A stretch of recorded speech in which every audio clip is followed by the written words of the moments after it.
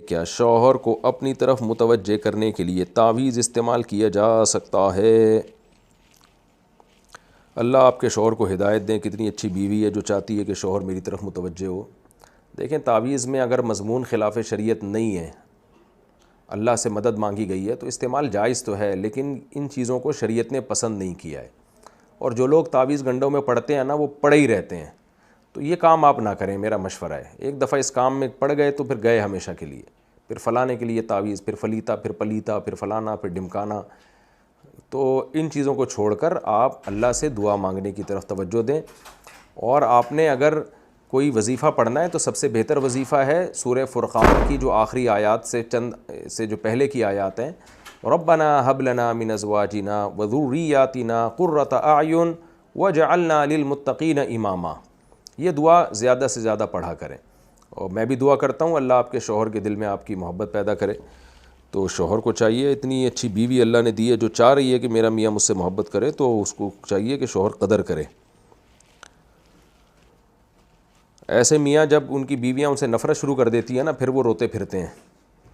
تو یہ بڑی ایک بات ہے کہ انسان کو جب نعمت ملتی ہے تو قدر نہیں کرتا، جب نعمت چھنتی ہے تو پھر روتا ہے.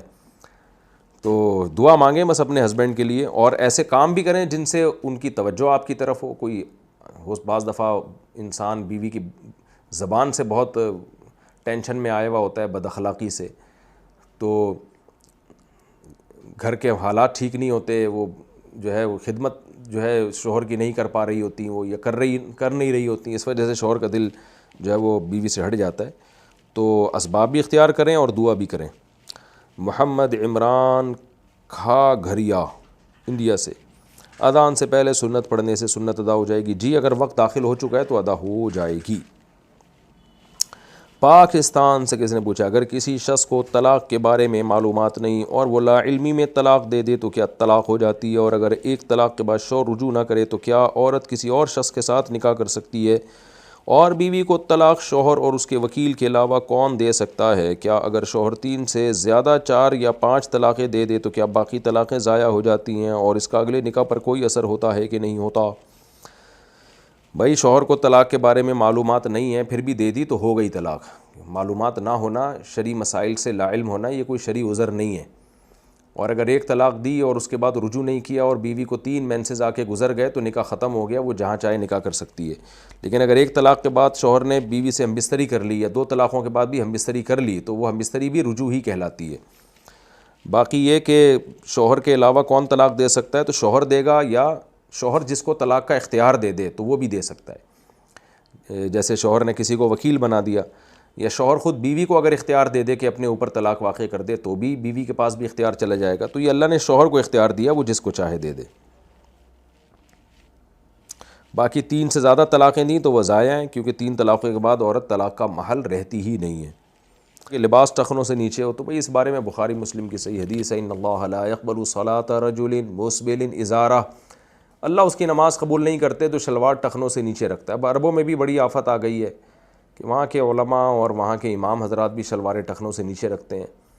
تو اب اصولی طور پر تو یہی ہے کہ آپ امام کو بتائیں بھئی شلوار اوپر کرو. آپ پھر بھی نہیں کرتا تو چھوڑ دیں، پھر جماعت سے نماز نہ چھوڑیں، کیونکہ جماعت سے نماز چھوڑنا اور زیادہ بڑا گناہ ہے.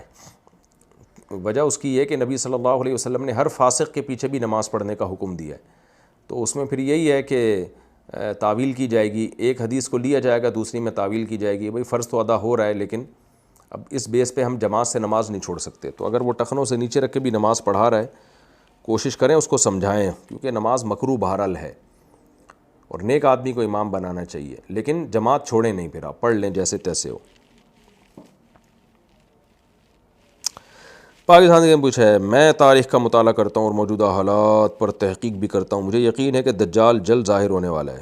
میں اپنے ایمان کو بچانے کے لیے لوگوں سے دور پہاڑوں پر جانا چاہتا ہوں، لیکن میرے والدین اجازت نہیں دے رہے ہیں. کیا میں اس کی اجازت کے بغیر ایمان کو بچانے کے لیے گھر چھوڑ سکتا ہوں؟ ابھی دجال آپ کو کس نے کہا ظاہر ہونے والا ہے؟ اپنی طرف سے آپ خود باتیں فرض کرتے رہتے ہیں. نہیں ظاہر ہوا تو پہاڑ پہ کیا کرو گے بھائی آپ اکیلے؟ ہو گیا تو چلو ٹھیک ہے، نہیں ہوا تو نہیں کا بھی آپشن بھی تو رکھیں. مجھے یاد ہے ایک دفعہ میں کراچی میں ہڑتالیں تھیں اور حالات بہت خراب تھے. تو تو ایک دوست آئے میرے پاس, مجھے کہنے لگے چلو فلاں جگہ جانا ہے. میں نے کہا حالات اتنے خراب ہیں, پتھراؤ ہو رہا ہے, فائرنگ ہو رہی ہے, گولی لگ گئی مر گئے تو کیا ہوگا؟ تو انہوں نے کہا اللہ نے چاہا تو نہیں مریں گے. میں نے کہا اور اگر اللہ نے چاہا پھر؟ ہمیں کیا پتہ اللہ کیا چاہ رہا ہے. تو ہمیں تو اللہ کا نہیں پہلے سے پتا نا کہ اللہ میاں کیا چاہتے ہیں. اس لیے اللہ میاں نے کہا جو میں چاہتا ہوں وہ ہوگا, لیکن تم نے وہ کرنا ہے جو تمہاری سمجھ میں آ رہا ہے. تو میری چاہتوں کو مجھ پہ چھوڑو اور تم نے جو کرنا ہے جو سمجھ میں آ رہا ہے وہ کرو, بشرطے کہ شریعت کی حدود میں ہو. تو اس لیے آپ پہاڑ پہ چلے گئے اور دجال نہیں نکلا تو آپ تو وہاں کیا کرو گے پہاڑ پہ رہ کے؟ اس لیے تاریخ پڑھنا چھوڑ دیں, میرا خیال ہے آپ بہتر یہی ہے آپ کے لیے.